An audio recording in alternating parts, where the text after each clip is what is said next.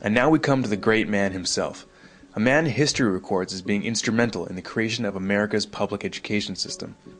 Horace Mann was an American educator who served as a member of the U.S. House of Representatives, part of the American Congress. Horace Mann was the key reformer of the education system at the time. In 1837, he became the head of the newly created Board of Education in Massachusetts, where he began the work that would eventually earn him the title as the Father of American Public Education. After reading through the educational models of different countries, Mann finally hears about a particularly successful style that had been developed in Prussia, which is now modern-day Germany. The Prussian system had shown to be such a success for the government's purposes that, accompanied by a few other educators, Horace Mann travels to Germany to investigate. Upon their return to the United States, they lobbied heavily to have the Prussian model adopted. All in favor, say aye. Interest in Prussia had also been growing in the northern half of the continent. Around this time, the Canadian Superintendent of Schools, Egerton Ryerson, traveled to Prussia in search of a new model of education. His journeys also included visiting Horace Mann in Massachusetts to further examine the system he would eventually adopt. George Brown, the editor of Toronto's Globe newspaper, was even quoted saying that Ryerson had successfully imported Prussian education into Ontario.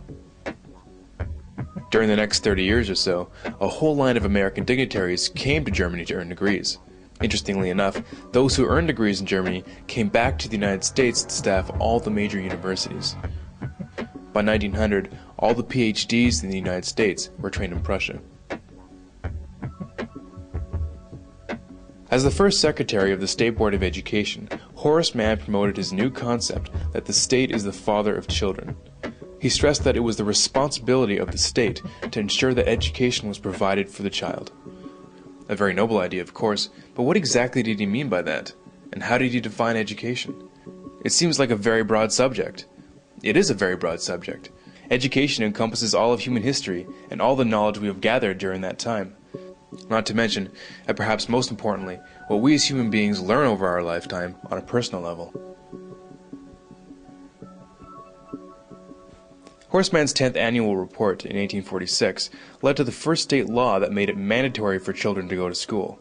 It was during that year that he supported the governor of Massachusetts in adopting the Prussian model of education for the entire state. How did he do that? The governor of the time, Edward Everett, as it turns out, was the very first to receive a PhD from, can you guess where? That's right, Prussia. From then on, it spread very quickly. Just after Everett installed the Prussian model in the state of Massachusetts, the governor of New York set up the very same method in 12 New York schools. Horace Mann's sister, Elizabeth Peabody, of the Peabody Foundation, saw to it that right after the Civil War, the Prussian system that was then being taught in the northern states was integrated into the conquered South.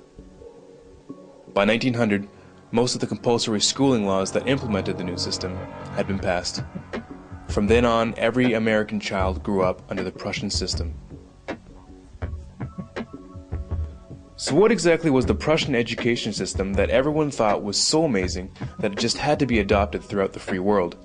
To give you just a bit of background, in the 18th century, the Kingdom of Prussia, which is now modern-day Germany, was among the first countries of the world to introduce free and compulsory education. After the Prussians were defeated by Napoleon in 1806, it was decided that the reason why the battle was lost was that the Prussian soldiers were thinking for themselves in the battlefield instead of following orders. To make sure that this couldn't happen again, a new 8-year system of schooling was created. This new system provided not only the skills needed for the early industrialized world, such as reading, writing, and arithmetic, but also a strict education that taught duty, discipline, respect for authority, and the ability to follow orders. Elite children destined for higher offices went on to attend private schools, while the rest of the population had no access to the secondary education. They were destined for the working class. Through this new system, the Prussian court tried to create social obedience in the citizens through indoctrination. Every individual had to become convinced at the core of their being that the king was just, his decisions were always right, and the need for obedience paramount. In truth, the entire purpose of the system was to instill loyalty to the crown and to train young men for the military and bureaucracy. To do this, it was necessary to squeeze out all independent thinking from the masses. Influencing this new system from the beginning was Prussian philosopher Johann Gottlieb Fichte. Combining John Locke's view that the children are a blank slate and Rousseau's ideas on how to write on that slate, Prussia established an educational system that was considered scientific in nature. An important part of the Prussian system was that it defined for the child what was to be learned, what was to be thought about, and how long to think about it. In order to have an efficient policy-making class and a subclass beneath it, it was believed that one had to remove the power of most people to make sense out of the available information.